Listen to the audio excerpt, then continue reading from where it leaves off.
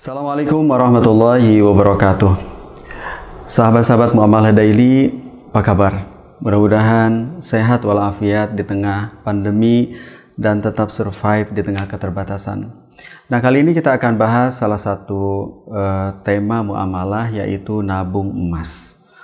Nah, sebelum kita bahas tentang boleh atau tidak, tentu dong kita harus tahu nabung emas itu seperti apa sih gitu.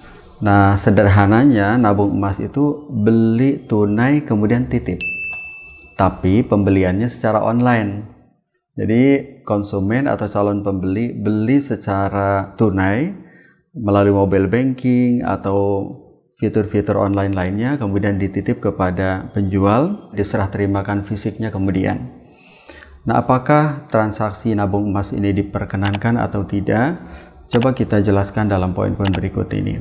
Yang pertama, kalau kita merujuk kepada kaidah-kaidah fikih muamalah dan syariah, maka bisa disimpulkan nabung emas ini diperbolehkan, diperkenankan dengan beberapa ketentuan tentunya.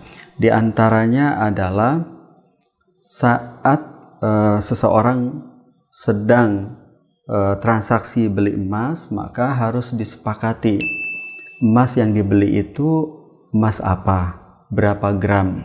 Andaikan yang diinput itu nominal uang, maka saat dikonversi itu berapa gram dan nilai konversinya harus disepakati. Setelah transaksi dilakukan, emas yang dimiliki tersebut harus jelas apakah emasnya fisik, berseri, dan kriteria lainnya, atau emas yang dimiliki itu berbentuk porsi atau shio.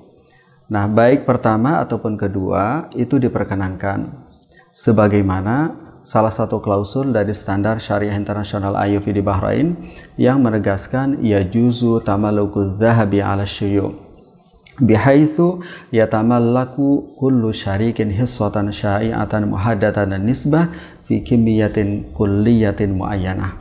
Jadi boleh memiliki emas dalam bentuk porsi. Jadi kalau ada 10 orang memiliki satu lempengan emas dan masing-masing memiliki porsi, nah asal jelas berapa porsinya, maka itu diperkenankan. Nah, ketentuan selanjutnya adalah karena pembelian ini dilakukan secara online, maka emasnya nggak dilihat, jadi diserah terimakan secara online. Yang tertera adalah si A setelah membeli, ia memiliki 1 gram emas dan dititip di penjual. Nah, serah terima non fisik ini itu diperkenankan dengan syarat emas yang dimiliki tersebut itu bisa diserah terimakan fisiknya oleh pembeli, dan emas yang dimiliki tersebut itu ada bukti kepemilikan. Nah, hal ini juga sebagaimana ditegaskan dalam standar IOV, wa yatahaqqaqu al-qabdul hukmi bi ta'yinis sabiqati wa tamkinil mushtari min at-tasarrufi biha au bi qabdi syahadatin tumathilu milka sabiqatin muayyanatin wa mumayyizatin an ghairiha.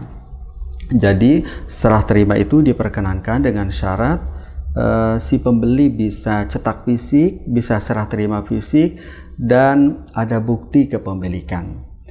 Nah, poin yang ketiga adalah apakah nabung emas ini dikategorikan sebagai penimbunan yang dilarang? Nah, jawabannya tidak, karena menimbun emas yang dilarang itu adalah apabila memiliki emas dan tidak ditunaikan zakatnya.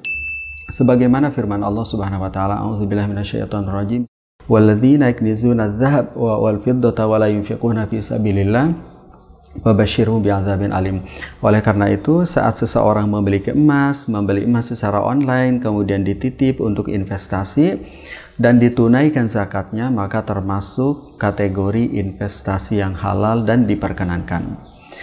Nah, setelah kita menjelaskan tentang kriteria transaksi nabung emas yang diperkenankan, dan kita simpulkan bahwa itu boleh beserta dalil dan argumentasinya, maka idealnya membeli emas itu dari lembaga keuangan syariah yang diawasi oleh otoritas yang diawasi oleh Dewan Pengawas Syariah dan lainnya untuk memastikan transaksinya sesuai syariah. Nah, mudah-mudahan dengan penjelasan ini semakin memperjelas nabung emas menurut fikih dan syariah, dan mudah-mudahan Allah meridhoi setiap langkah kita.